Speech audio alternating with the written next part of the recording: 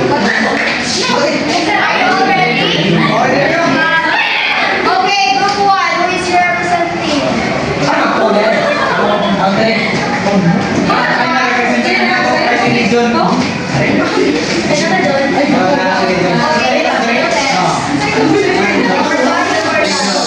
So, based on number 1, you present that lighter use. So, of course, nagamit yung lighter organizer. Honestly, the students are not organic. All.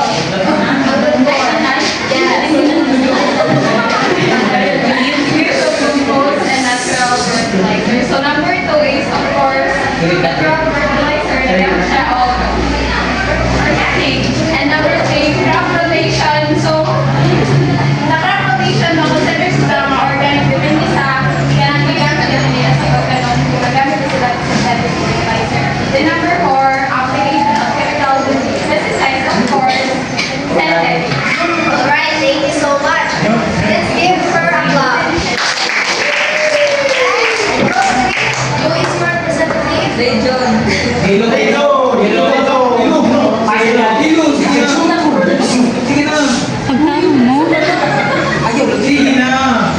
For the number 1, herbicide fertilizer, use is synthetic siya, no? Nakita lang nato is gamit yung dahil complete fertilizers, which is synthetic. So number 2 is use of compost and natural fertilizer. So from the picture itself, it emphasizes organic yun. So in crop rotation, since the picture wala man siya nag-mention na kita o nagamit o organic or organic na. Application of chemical pesticides. So gamit na yung obvious synthetic. Alright, thank you so much. Now, for group 2. So number 1 is fertilizer, of course, not organic. And number 2 is use of compost and natural fertilizers. Number 3, crop rotation, of course, organic. Number 4, application of chemical pesticides. Alright, thank you so much. Now, for group 4. So for number 1, come from the word synthetic fertilizers and non-organic fertilizer. Then for number 2, it's compost and natural fertilizer. So organic synthetic, naman ka ng organic yung mga water, which is organic na sila. Kaya kanami lang mga dirt na is na ang ginagamit para ma-healthy ang atong plants. And then when it comes to sa crop rotation, it depends on the farmer. Kung sa ilang gawin doon is organic ba or non-organic. But for me, some farmer na magamit na ng crop rotation is more on chemical with na sila kay since wide area man na sila. Then, for number 4, application of chemical pesticide is bagya pa na sila non-organic pesticide pa na ginagamit. Alright, yung mga insects. Thank you so much. So, tagay o kanang club yung mga ka-organic. And now, let's see if your answers are right.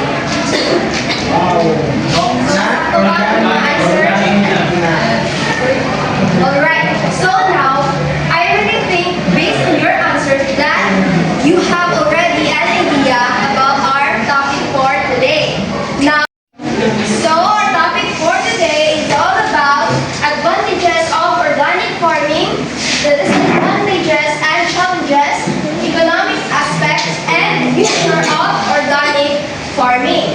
Now, our objectives is at the end of the lesson, students should be able to, everyone, please reading chorus, explain the advantage, Challenges, economic aspect, and future prospects of organic farming. Compare organic farming with conventional farming and evaluate its sustainability using given scenarios. Express appreciation for organic farming as a agricultural practice that supports environmental protection and food security. Okay, thank you so much. Now, what do you think many consumers prefer organic products? Now, I believe Ms. Abreu have an idea about this. So for your why consumers prefer organic products is because when you say organic product or organic fertilizer, that is natural fertilizer. So that many consumers prefer organic products kay they used to know or they used to believe na organic fertilizer, organic products is hindi siya harmful o bulay ka ng side effects sa mga consumers na kung ilang kanila. Alright, very well said, no, Miss Abrilo. Now, what challenges might farmers face if they shift to organic farming? Alright, Miss Charis, please share your ideas, ma'am. What challenges might farmers face if they shift to organic farming? So, we can bali, ma'am, or we can see that into organic. Yes. Okay, so, challenges na ilang makuha na is, kung ano bitaw sa soil, for example, situation nila, ay siyempre naanan sa synthetic, tapos pakalitan nila o organic. Pero naman, pwede man siya, musunod ka sa proper practices or methods para ang dagan sa, ang flow nila is maging productive na gihapon ang dagan.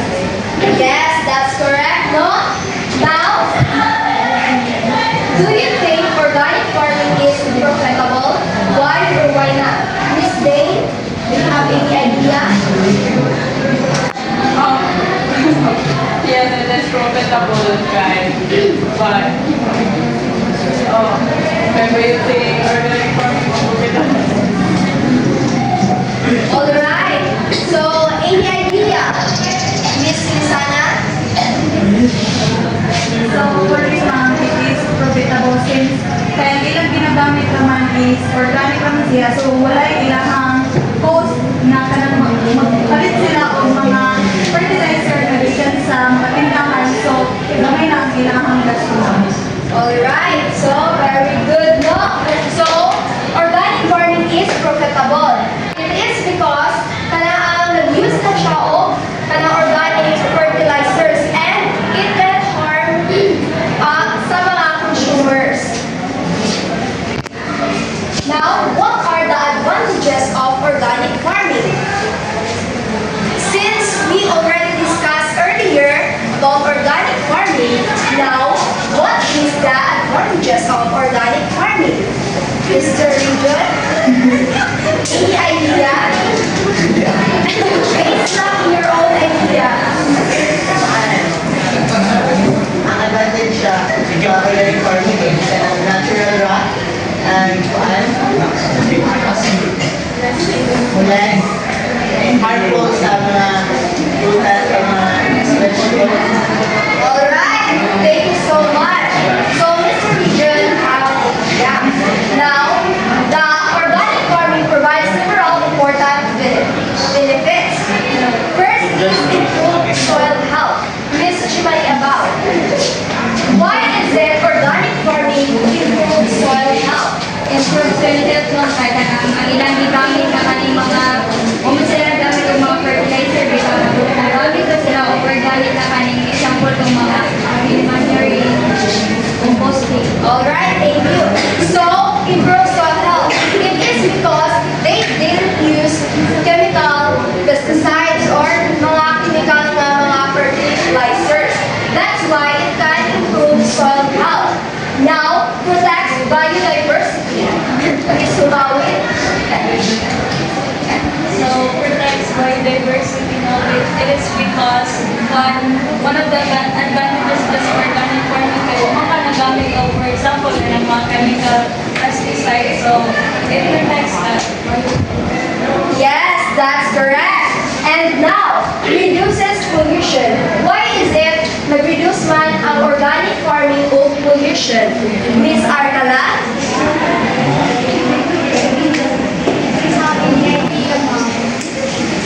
Parang imong own lang. There's no wrong or correct answers. Alright, so wala. Mr. Ed? So sa ako, makareduce ang pollution kay di man siya magamit ng mga synthetic. Itong makahatas man siya itong plastic. Micro, magamit sa plastic. So, malabog man sila mga plastic na di amo ma-reduce ang pollution. So, delikado mo. Okay, thank you so much, Mr. Ed. Now, promote safer food production. Ganun ka, promote mo siya o safer food production. Miss Rosulyar, I believe that's very Promote safer food production. So, organic food namin sa tanong, mas healthy siya especially kay natural naman siya, lilitan siya mga dawit as well. Alright, so very good. Now, organic farming is... Exactly. So, organic farming is reduces chemical pesticides or fertilizers. So, makahatag siya og sustainable development sa atong ecosystem. And also, it can reduce contamination and improves ecosystem balance. Now, if we have advantages, so we also have disadvantages and challenges. Now, what is the disadvantages and challenges of organic farming? Miss Iligan, any idea, ma'am?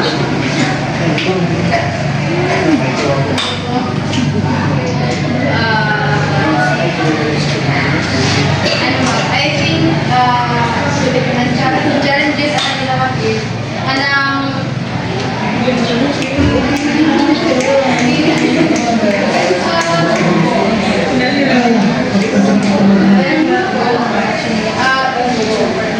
low ang iyang production. So, what kay mas yun ang iya sa fish kay is wala siya yung natatang pesticides na ginagamit.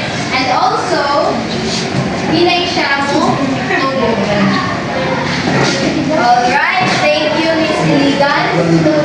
Now, the disadvantages and challenges of organic farming is lower yield in some cases. Mr. Pagaura, do you have any idea why is it lower yield in some cases is the disadvantages and challenges of organic farming? So as you all know, organic farming is very useful. Usap. Yeah. Organic farmer. Ano yung ginagamit, di ba? Pero, I want to share disadvantage because just like yung isibigan ganina na low ang productivity. Pero, ang mali na kanatataman, low ang productivity. Alright, so thank you. So, nabutak siya sa disadvantages and challenges. It is because na wala man ta, we didn't use chemical pesticides and fertilizers. So, ang mga test is kanang dili siya kanang dili bitaw dayon ma-control. It is because wala man ka nagamit og mga pesticides. So, naa siya probability nga lower yun ang iyahang yield. And higher labor requirements. So why is it higher labor requirements man ang organic farming? Mr. Ito? So, since we don't use organic farming, no, since we do not use synthetic fertilizers or synthetic pesticides, it can cause higher labor because ikaw mismo ang mag-prevent man. Maybe na dapat mas madali ito sa synthetic or sa mga pesticides na mga utang or trabaho. Kaya ibalay kang gamit ng mga yan na synthetic, pure panorama na organic. So, dami din siya tanan cases, pwede ikaw na ang himo or yung process is taas o bisod ba? Alright, very good. So higher labor requirements. It is because kung dako ang imong farm is mag-need siya o daghang trabahante para maakas bitaw. So maunang higher yun ang iyahang labor requirements. At kanang nakita sa magamit nila pag mga synthetic kay kuan ang goal, dahil mga machines nga maurakan mo kanang mo kuan bitaw sa mga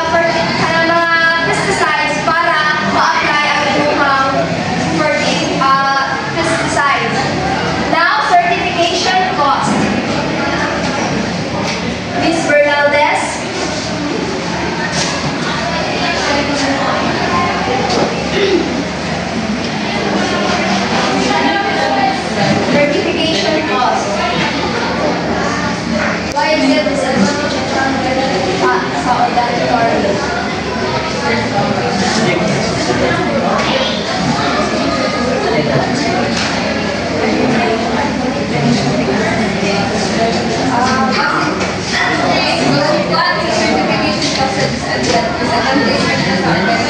It's because pinamang mga standards na mga standards na dapat mapasa in terms of production sa crops. Alright, very good. And now, limited market access. Why is it limited market access man? Miss Corsat? What? Why is it limited market access? Consider siya as disadvantage. Do you have any idea, ma'am? Okay, Miss Dixon? I believe that the idea, ma'am. Limited market access. So, sa mga is lower yield. So, lower yield yields lang. May lang ang production. So, napagandang thesis na ang imong yield is hindi siya perfect for the market. So, hindi siya. Alright, very well said, Miss Dixon. Now, who can sum up the advantages and disadvantages of organic farming? Miss Pumawin?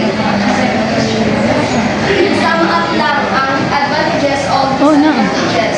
Tama dyan ka nanti. Siyempre, kung mga nagamit ng mga synthetic fertilizer, so advantages sila sa mga consumer, and then sa disadvantages ko sa mga challenges sa organic farming is limited production and limited sa market access. Gusto ko na. Mga nagamit ng mga Mumura man na. Te, pila ra man na ka. Senteng. Hindi man na iyon mo kung anong page mo. organic farming. Yes, very well said, Miss Mawin. Now, let's proceed to economic aspects. When it comes to economic aspects, unsa man ang kuan sa organic farming? When it comes to economic aspects, Miss Incherto, have any idea, ma'am? Para sa akin, there's like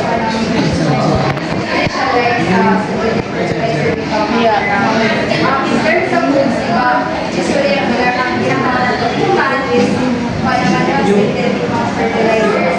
Pero, ang cost lang niya is kuha siya sa crop na to. Unlike sa organic fertilizer na mas good siya, kay super ang good and then makasabang na siya. Alright, so when it comes to economic aspects, organic products have higher market prices due to strong consumer demand. Paano siya? Strong consumer demand. It is because dili siya makadaot sa health sa mga consumers. And in the Philippines, Republic Act number 10068 supports organic farmers through programs and incentives. Di ba na may mga kuan karon sa DA na mo-support sila sa mga farmers? So, na ang Republic Act number 10068. Now, what is the future of organic farming? Miss Aton, do you have any idea?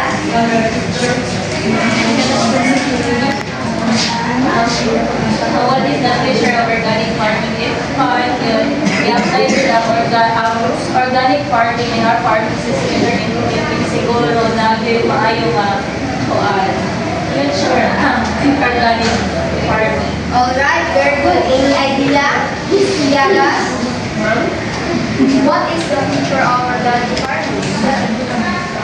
Future of organic farming. It will sustain, it will be sustainable, acceptable to the people purchasing or the consumers because like what you have said a while ago, that organic farming is more higher of demand is because of its healthy capabilities, and I think it will be more sustainable in the after years. Alright, very good. So, the future of organic farming is connected to sustainable development. Just like what I said earlier, McDonald and Watcher 2016 said that organic agriculture contributes to biodiversity conservation and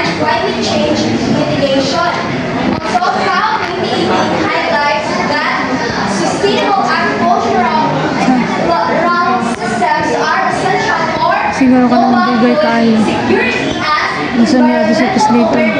increases organic farming is expected to grow worldwide.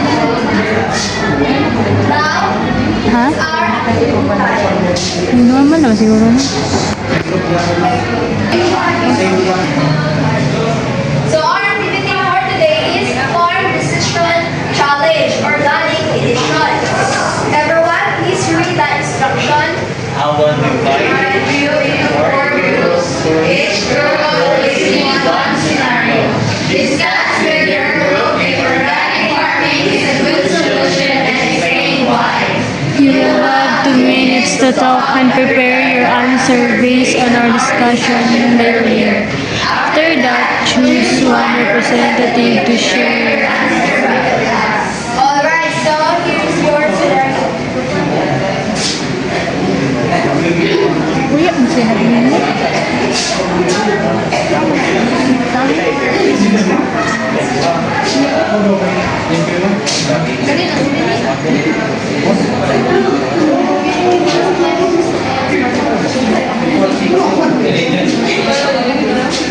So start now.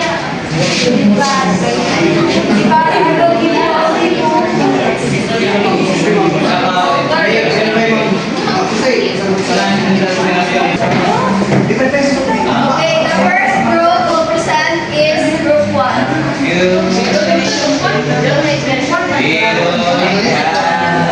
Scenario 1, a farmer wants to reduce degradation at his farm. So, ang farmer is gusto niya ma-reduce ang degradation. So, dapat nagamit siya ang organic farming. Why? Because organic farming increases fertility of the soil, no? It enhances the environment, especially for the crops, and it also serve a more safer, healthier crop or human consumption. Yes, very good. Let's give a clap for this. Now, for group 2. Okay. Farmer is worried about the high shipping cost. Narayo, tama? Okay. Ang talk is, farmer may worry about the high certification just because pabayad man in terms of the application fees, inspection sa area, training, and before muna ang upan ka farmer ng dili ka sa certificate tungkol kay huwag may ikaw talaga sa mga farmer. Thank you. Yes, thank you for that, Mr. Rico. And now for group 3. So, ang question, ang scenario na mo, kay a farmer wants to sell products at a premium price. So, good solution yun in organic farming. Kay ang organic farming, gabi ka, kuha naman kayo, kay wanted naman yun, wanted. Gabi ka, mahal na yung kailangan nila sa market. So, amo kayo. So, kailangan nila sa organic farming para premium in the products. Alright, very good, Mr. F. Now for group 4. Who is your representative? Okay. Among scenario guys, community wants climate resilient farming practices. So climate resilient, but it will survive siya whether init siya or maulan. So among organic farming is a good solution because 24 especially organic farming that use siya ng manure and compost feed. So that's why soil is rich diyan healthy good. And also, wala siya nagamit ng less chemical use siya. And bago sa inyong nagmamag sa pollution, put siya ikaw na wala siya makadamot. Alright, very good. So, give a clap. And now, I believe that you understand the sa akong klase. And now, let's go to our quiz. Prepare one for now, do you have any questions or clarifications?